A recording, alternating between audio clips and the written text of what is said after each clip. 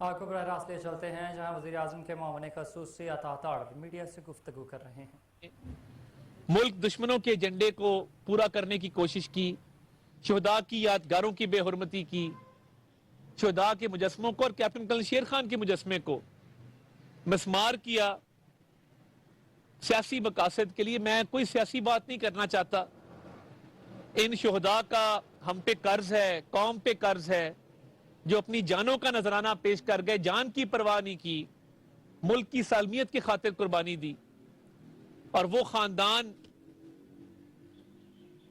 جن کے بہادر سپوت یہ قربانیاں دیتے ہیں، وہ آج بھی حب الوطنی کی بات کرتے۔ لالا انور نے مجھے کہا کہ جب کیپٹن کرنل شیر خان شہید ہوئے تو کسی نے کہا کہ یہ سرحد کا پہلا شہید ہے جس کو نشان حیدر دیا گیا ہے، تو کہتے ہیں کہ میں نے کہا نہیں، یہ پاکستان کا شہید ہے۔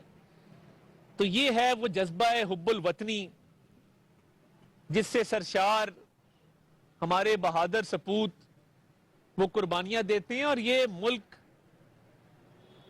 قربانیوں سے بنا ہے اور قربانیوں سے قائم ہے۔ جنہوں نے دہشت گردی کی جنگ کے خلاف بے شمار قربانیاں ہیں، جس میں فوج، پولیس، ایف سی، رینجرز، قانون نافذ کرنے والے ادارے جانوں کی پرواہ کیے بغیر، جس میں سویلینز بہت سارے شامل ہیں۔ تو شہداء کی تکریم اور تعظیم ہمارے پہ فرض ہے، کیونکہ شہداء کا ہمارے پہ قرض ہے۔ اور یہ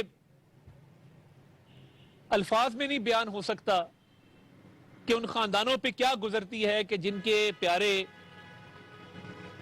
سرحد پہ ہوں یا ملک کے اندر دشمنوں کا مقابلہ کر رہے ہوں اور وہ جان کا نذرانہ پیش کریں۔ اس سے آگے تو اور کوئی قربانی نہ دی جا سکتی ہے، نہ ہو سکتی ہے۔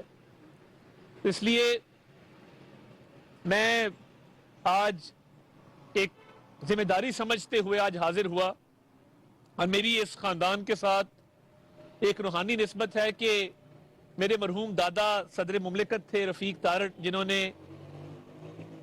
کیپٹن کرنل شیر خان کے والد اور بھائی کو نشان حیدر دیا، اور پھر جب 12 NLI یونٹ کو کلر لگے تو گلگت میں وہ گئے اور گلگت میں وہ کلر انہوں نے لگائے 12 NLI کو۔ تو میری ایک روحانی، ایک خاندانی نسبت اس خاندان سے ہے، اور میں آج ان کی یوم شہادت پر رہ نہیں سکا کہ میں ثوابی نہ آؤں اور اس عظیم شہید کو خراج تحسین نہ پیش کروں۔ تو یہ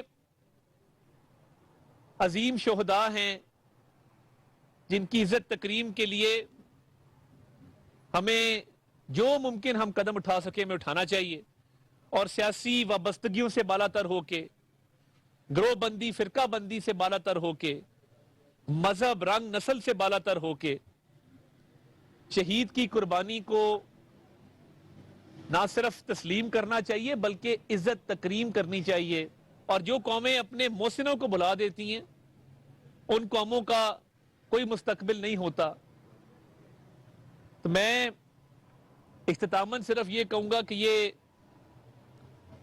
عظیم قربانیوں کی داستانیں ہیں، اس ملک کی جو بنیادیں ہیں یہ شہیدوں کے خون سے مضبوط ہوئی ہیں، اور اللہ تعالیٰ اس ملک کو تا قیامت قائم بھی رکھے اور یہ مزید ترقی بھی کرے۔ تو اپنے آنے والی نسلوں کو بھی یہ ضرور تلقین کرنی چاہیے کہ شہیدوں کی قبروں پہ جائیں، شہیدوں کی یادگاروں پہ جائیں، وہاں پہ پھول بھی رکھیں، وہاں پہ دعا بھی کریں، کیونکہ جو اللہ تعالیٰ نے قرآن پاک میں شہید کا مرتبہ بتایا ہے وہ ایک اپنی مثال آپ ہے، جو کہتے ہیں کہ شہید کو مردہ مت کہو، وہ زندہ ہے مگر تم علم نہیں رکھتے۔ تو یہ ایک ایسی لازوال قربانیوں کی داستان ہے کہ جس پر بہت تفصیل سے بات ہو سکتی۔ میں آج اپنی حکومت کی طرف سے، وزیر اعظم صاحب کی طرف سے، اپنی جماعت کی طرف سے آج یہاں پہ حاضر ہو کے اپنے جذبات کا بھی اظہار کیا اور شہید کے لیے دعا بھی یہاں پہ جو ہے وہ کی۔ تو میں ان کے خاندان سے بھی یہ وعدہ کر کے جاتا ہوں، اور پچھلی دفعہ معذرت کرنے آیا تھا 9 مئی کے واقعات پہ، کہ یہ تنہا نہیں ہے، حکومت، پاکستانی فوج، پاکستانی قوم ان کے ساتھ کھڑی ہے، اور ان کی قربانی جو ان کے ایک شہید سپوت نے دی اس کے لیے ان کی احسان مند ہے اور احسان مند رہے گی. پاکستان زندہ باد. بہت شکریہ جی. بہت وزیر اعظم کے معاون خصوصی عطا تارڑ میڈیا سے گفتگو کر رہے تھے. انہوں نے کہا کہ آج صوابی عظیم شہداء کو خراج تحسین